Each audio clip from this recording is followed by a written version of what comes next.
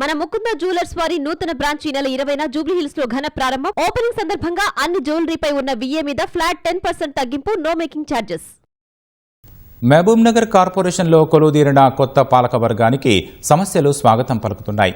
ముఖ్యంగా శివారు కాలనీల్లో మౌలిక వస్తువుల కల్పన ఏళ్లుగా మృగ్యమైంది.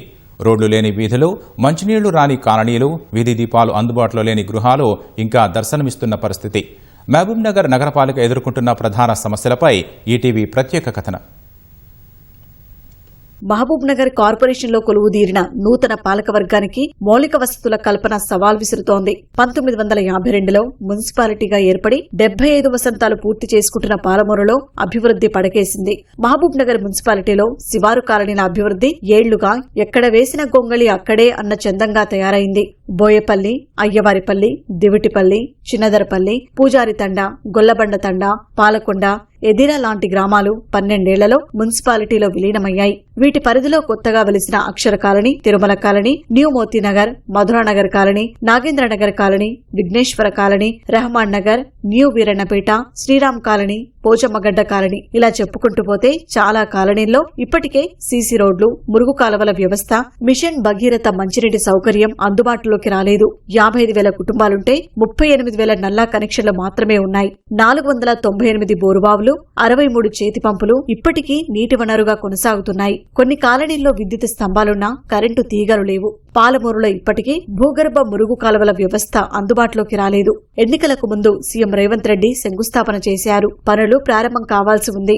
ప్రస్తుతానికి ఇక్కడ డ్రైనేజ్ వ్యవస్థ ఏం లేదు సార్. ఇంతవరకు మాకు ప్రతి ఇంటి మోరి నీళ్లు పక్క ప్లాట్లోకి వెళ్ళడము, రోడ్లపైకి రావడము, దాని నుంచి వెహికల్స్ రావడానికి పోవడానికి కానీ, ఈ దోమలు పందుల నుంచి రోగాలు, వాసన, చెడు వాసన రావడం కానీ, ఖాళీ ప్లాట్లలోకి నీళ్లు వదలడం వల్ల వాళ్ళు కూడా వచ్చి ఒకరికొకరు గొడవలు కావడం ఇది జరుగుతుంది. చాలా అస్తవ్యస్తంగా ఉంది సార్ మాకు డ్రైనేజ్ వ్యవస్థ. మాకు ఇంతవరకు మాకు మిషన్ భగీరథ కూడా ఇక్కడ పైప్ లైన్ కానీ సప్లై ఇంతవరకు పైప్ లైన్ కూడా లేదు. ఇక్కడ చీకటి అయితే మాత్రం టోటల్ గా చిమ్మ చీకటి, 6-7 అయిందంటే చిమ్మ చీకటి. ఇంట్లో లైట్లు వేస్తారు కానీ వెళ్తురు ఉంటుంది తప్ప టోటల్ చీకటి వేస్తారు. ఇక్కడ పాములు ఉన్నాయి, పోల్లు వేసారు, కరెంటు గుంజలేదు. మాకు ఎక్స్ట్రా ఒక పోల్ వేసి కరెంటు గుంజమని కూడా మేము దరఖాస్తు ఇచ్చాము. ఈ కాలనీ ఏర్పడి దగ్గర 35 సంవత్సరాలు అవుతుంది సార్. ఒక్క సీసీ రోడ్ లేదు సార్, ఒక్కటి కూడా లేదు.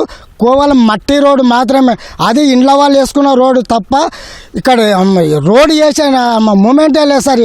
నాదుడే లేదు ఇక్కడ వేసింది సార్. చీకటి అయితే కరెంటు లేకుంటుంది ఇక్కడ. మేము కరెంటు వాళ్ళని మస్తు రిక్వెస్ట్ చేసినాము, మాకేం అజ్జుపలేదు. స్తంభాలకు వైర్ లేదు, ఇబ్బంది అవుతుంది. రాత్రికి ఇబ్బంది అవుతుంది సార్. మాకు రానికే పోనికే మబ్బు సీకట్లా రావాలి, అన్నిటికీ ఇబ్బంది ఉంది సార్. మాకు దయచేసి రోడ్లు మోరీలు సాఫ్ చేస్తే బాగుంటుంది.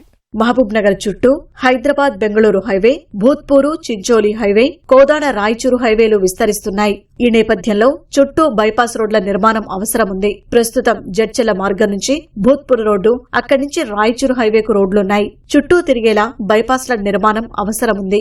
నగరంలో జనాభా 2,60,000కు చేరింది.